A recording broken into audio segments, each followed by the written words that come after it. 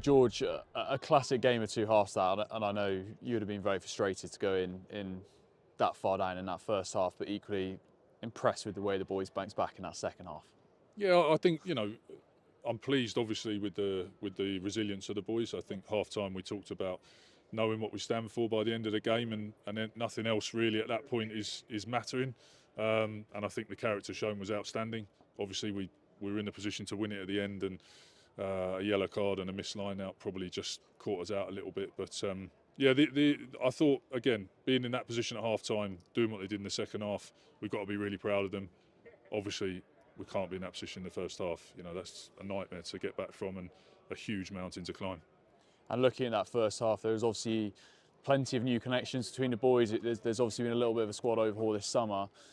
Does that play its part in that first half? Yeah, definitely. I think, look, we obviously have got a lot of new faces at the club, and look, we've got a lot of injuries of existing players who've been in our system. So we've ended up with a lot of guys out there who are new to the system, and I think they're working really hard. But our connections weren't quite there, particularly in the first half. Obviously, in defence, a couple of guys probably weren't as connected as we needed to be, and then in attack, we were putting ourselves in good positions in the first half. We had a number of opportunities where pass didn't go to hand or we knocked the ball on, and I think, again, there's a lot of new combinations, and probably a lot more than I'd anticipated there being in round two of the Prem out on the field. But that's where we are. We recruited to cover for if we had a lot of injuries, and we wanted a competitive squad, and we've got quite a few injuries, and guys are getting opportunities probably earlier than they thought.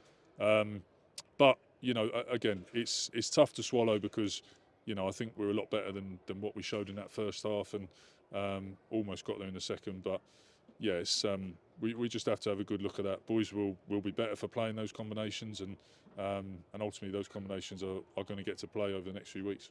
And looking at that second half, and obviously looking at going forward, someone like Will Joseph, for example, really put his best foot forward in attack in that second half. Yeah, I thought Will was brilliant. I thought the try he scored in the second half, it was a team effort, obviously, but I thought that finish was outstanding. And I think that's what we know someone like Will, he's had a few tough years in the game. He was flying, and then London Irish folded, and he went to Quins and didn't really get any traction there. And, we've sort of offered him a second chance. And, again, we knew with Will, the more rugby we could get into him, the better and better he's going to get. And I think, we saw a glimpse of what Will Joseph's capable of there. And again, he's getting used to the combinations with Seb Atkinson and the boys outside him. So yeah, look, there's some strong moments like that. We've just got to lick our wounds a little bit and just get a little bit tighter, and hopefully everyone's got a better understanding of each other.